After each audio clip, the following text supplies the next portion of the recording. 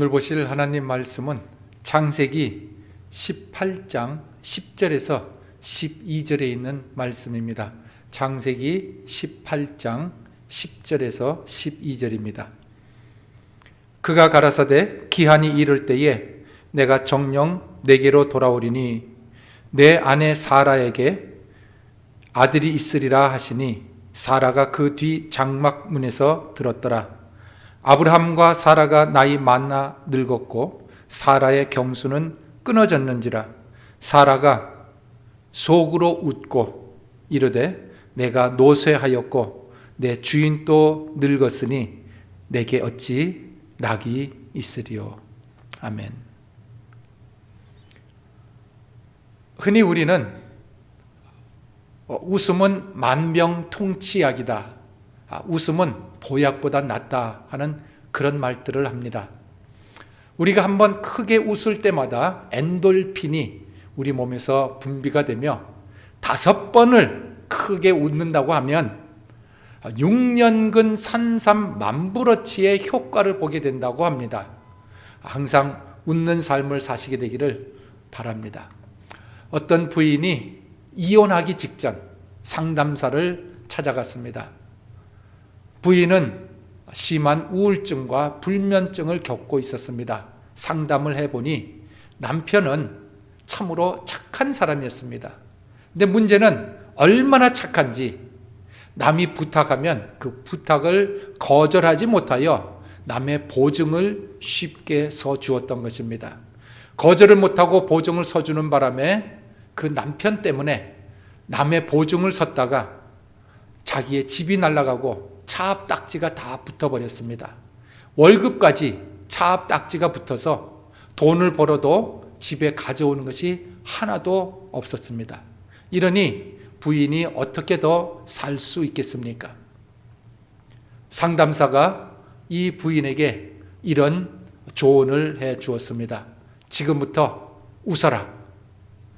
웃어서 화를, 스트레스를 다 날려버려라. 이렇게 상담을 해 주었습니다.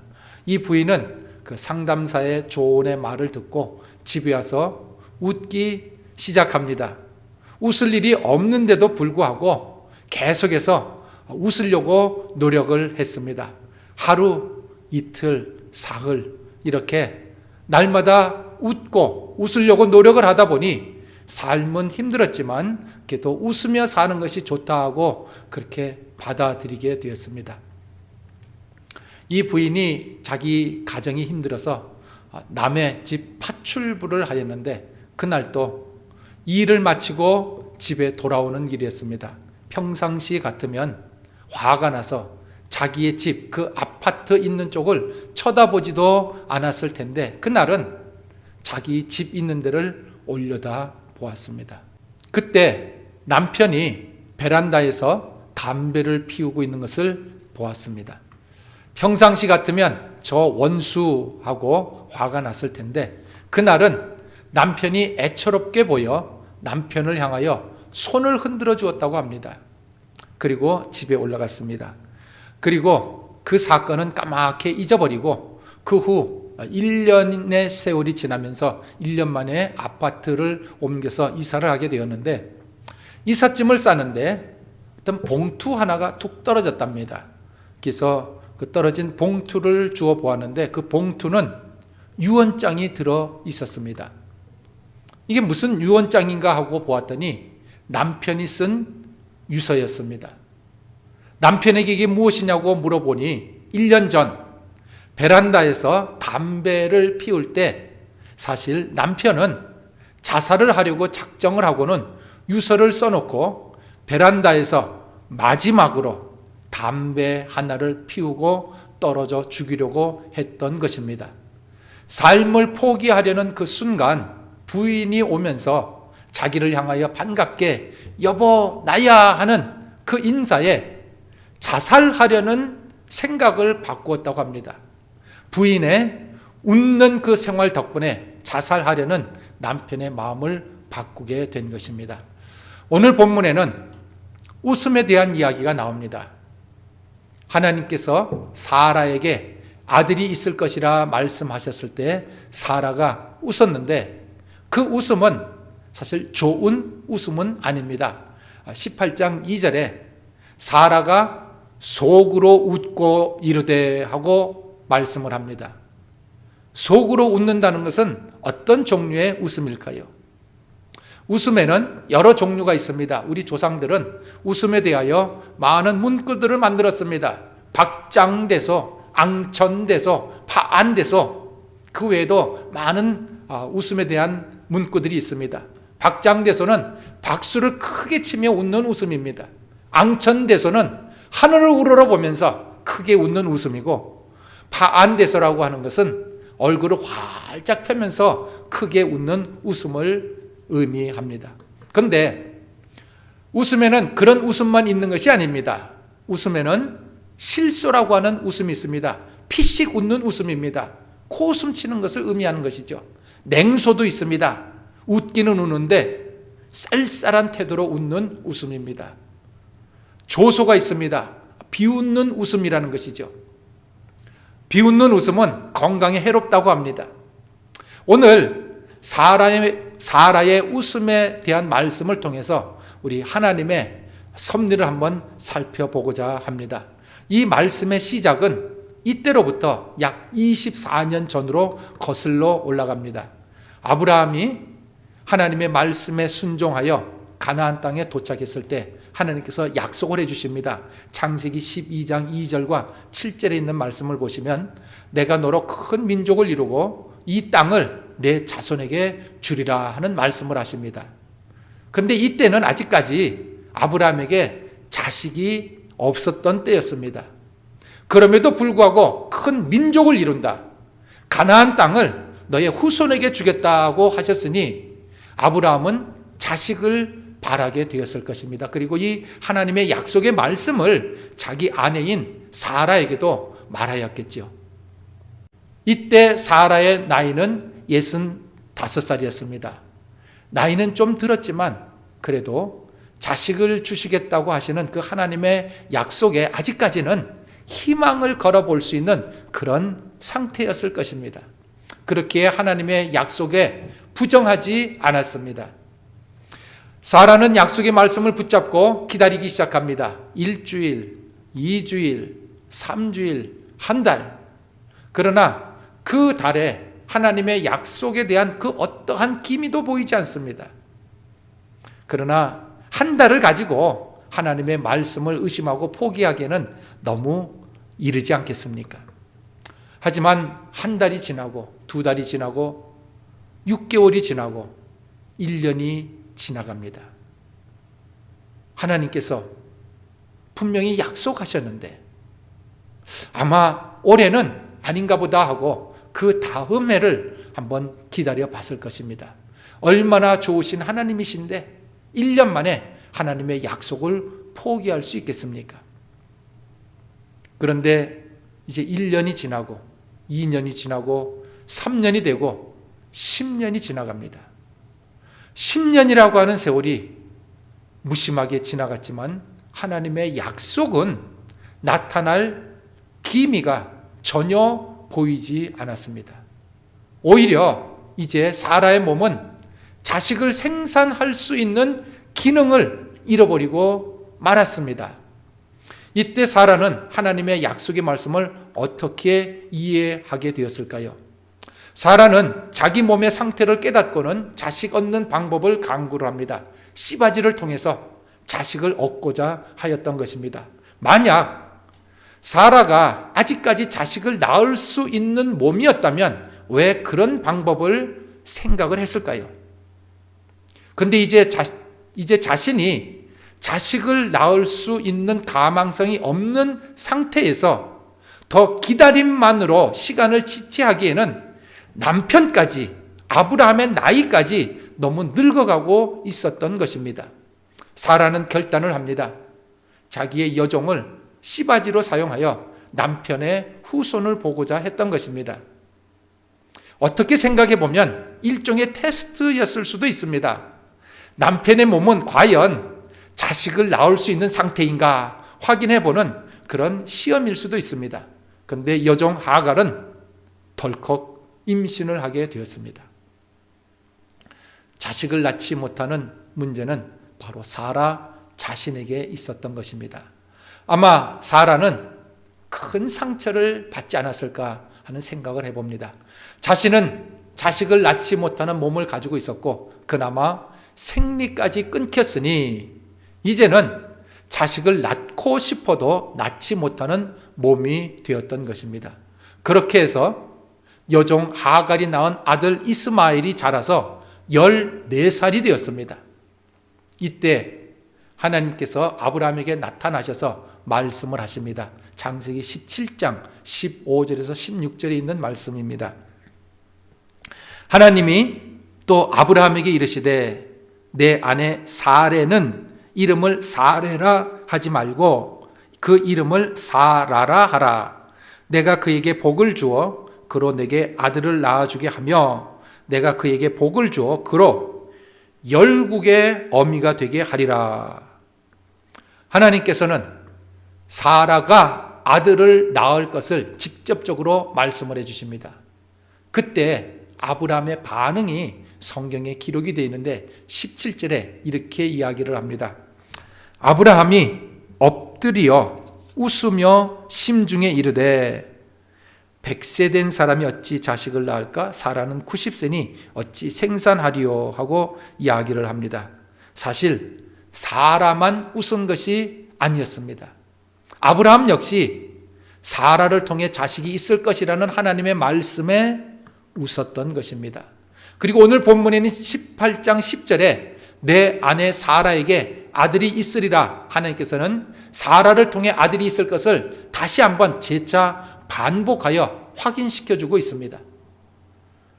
사라는 지난 24년 동안 하나님께서 하셨던 그 후손에 대한 예언 때문에 마음의 상처를 받았고 육체는 시들었고 자식을 낳는 문제에 있어서는 이제 완전히 불가능한 상태에 들어갔습니다. 사라는 이런 자신을 18장 12절에서 노쇠했다는 표현을 하는데 이 히브리의 문자적 의미는 낡았다, 너덜너덜하게 헤어졌다 하는 의미입니다. 낡아서 헤어 빠진 몸을 가진 사라, 출산은 이제 불가능하였던 것입니다. 그런데 이제 와서 아들을 갖게 될 것이라 하니 이것은 마치 뜨거운 여름날 아스팔트 위에 씨를 뿌려놓고 싹이 날 것을 믿으라고 하는 그런 격입니다. 그래서 하나님 앞에 대놓고 웃지는 못하지만 싸늘한 불신의 웃음을 지었던 것입니다. 근데 우리가 잘 아는 대로 사라는 아들 이삭을 하나님 말씀대로 출산하게 됩니다. 여기서 우리가 생각해야 될 문제는 하나님께서는 왜 아브라함과 사라에게 자식이 있을 것을 미리 약속을 해놓으시고 그 약속을 마치 깨트리시는 것처럼 24년을 지나게 하고 나신 이후에야 아들을 주셨는가 하는 문제입니다. 구약성경 잠언 25장 14절에 있는 말씀을 보시면 선물한다고 거짓 자랑하는 자는 비 없는 구름과 바람 같으니라고 말씀을 합니다. 선물하려면 그냥 주지 괜히 선물한답시고 말만 해놓고 선물하지 않는 것은 속이는 것이라 하였습니다. 만약 아들을 주실 것 같으면 괜한 약속하지 말고 그냥 품에 안겨 주시는 것이 더 좋은 모습이 아닐까요? 그런데 하나님께서는 사라의 속을 25년 동안이나 썩이다가 아들을 주십니다. 하나님은 인간의 마음을 괴롭히는 고약한 심보를 가지고 계신 분입니까? 이 사라의 삶을 통해서 우리가 발견할 수 있는 하나님의 모습은 하나님은 그냥 주지 않으시고 먼저 약속의 말씀을 하셨다는 것입니다. 그리고 인간이 하나님의 말씀을 믿고 확신을 가지게 되기를 바라고 계십니다. 하나님과 인간과의 관계를 파괴하는 마귀의 활동은 언제나 이 하나님의 말씀을 믿지 못하도록 방해 공작하는 것입니다. 아담이 범죄한 것도 하나님의 말씀에 대한 불순종이었습니다. 사도 바울은 우리의 영적 싸움을 이렇게 설명하고 있습니다. 고린도 후서 10장 4절에서 5절에 있는 말씀 보시게 되면 우리의 싸우는 병기는 육체에 속한 것이 아니요 오직 하나님 앞에서 견고한 진을 파하는 강력이라 모든 이론을 파하며 하고 이렇게 이야기합니다. 하나님 앞에 어떠한 견고한 지인이 있는데 그 견고한 지인이라고 하는 것은 우리의 인간의 생각 가운데 이론이라는 것입니다. 이 인간의 생각이 하나님의 말씀을 받아들이지 아니하는 겁니다. 이렇게 인간의 생각을 하나님의 말씀에 복종시키는 훈련이 필요합니다. 과거 아들이 있으리라 하신 하나님의 말씀을 믿지 않고 웃었던 아브라함과 사라는 아마도 그 사건을 잊고 싶어 할 것입니다. 자신들의 실수였기 때문에. 그런데 하나님께서는 그들이 그 웃은 사건을 영구히 기억하게 하기 위하여 아들의 이름을 웃음이란 의미인 이삭으로 지어버리신 것입니다. 분명 그들은 아들의 이름을 부를 때마다 자신들이 하나님의 말씀에 대하여 웃었던 것을 떠올리게 되었을 것입니다. 그 웃음이 처음에는 비웃음이었다는 것이죠. 이렇게 하신 하나님의 의도는 무엇입니까? 사라를 괴롭히기 위한 것이 아닙니다. 이것은 우리 인간으로 하여금 하나님의 말씀에 대하여 존중히 여기고 확신을 심어주기 위한 훈련인 것입니다. 이삭을 출생한 이후 사라는 또 한 번 웃었다 하고 성경은 기록합니다. 창세기 21장 6절에 있는 말씀입니다. 사라가 가로되 하나님이 나로 웃게 하시니 듣는 자가 다 나와 함께 웃으리로다 하고 기록하고 있습니다. 이때의 웃음은 1년 전에 웃었던 그 웃음과는 전혀 다른 내용의 웃음입니다. 1년 전에는 하나님의 말씀을 들었을 때에 믿지 못하고 비웃는 웃음이었지만 이삭을 출산하고 난 이후에 웃는 웃음은 만족한 상태에서 기쁨으로 웃는 웃음이었던 것입니다. 이삭이란 이름을 부를 때마다 아브라함과 사라는 과거를 돌이켜 기억해 볼 것이고 약속의 말씀이 성취가 되어서 나타나져 있는 모습을 그 이삭을 통하여 날마다 보게 되는 것입니다. 우리 또한 하나님의 약속의 말씀 앞에 나의 좁은 한계 때문에 하나님의 말씀을 믿지 못하고 잘못된 웃음을 지었을 때가 얼마나 많았습니까? 싸늘한 얼굴로 웃고 있는 그 사라의 모습이 바로 우리 자신의 모습은 아닐까요? 하나님의 말씀을 대할 때 기독교인이라고 하는 그 타이틀 때문에 겉으로 대놓고 반박하지는 못하지만 속으로 싸늘한 비웃음을 짓고 있지는 않았는지요.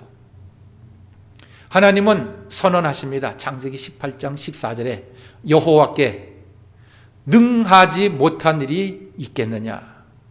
누가복음 1장 37절에 대저 하나님의 모든 말씀은 능치 못하심이 없느니라고 기록하고 있습니다. 이 세상에서 인간의 끝은 죽음입니다. 그 이상 인간은 더 어떻게 할 수가 없습니다. 그러나 하나님에게는 죽음이 끝이 아닙니다. 하나님에게는 죽은 자를 끄집어내어 다시 살리는 능력이 있습니다. 사라의 몸은 죽은 몸이었습니다. 사라에게 이삭을 주셨다고 하는 것은 하나님께서 죽은 몸을 다시 살려내셨다는 의미가 됩니다. 사라의 첫 번째 웃음은 본인 스스로 웃었던 웃음이었습니다. 그래서 자동사 형태로 쓰여졌는데 그 18장 12절에 사라가 웃었다, 사라 자신이 웃었다 이렇게 이야기를 합니다. 그런데 사라가 그 두 번째 웃은 그 웃음은 하나님께서 주신 웃음으로 거기에 사용된 동사는 사역동사가 쓰였습니다.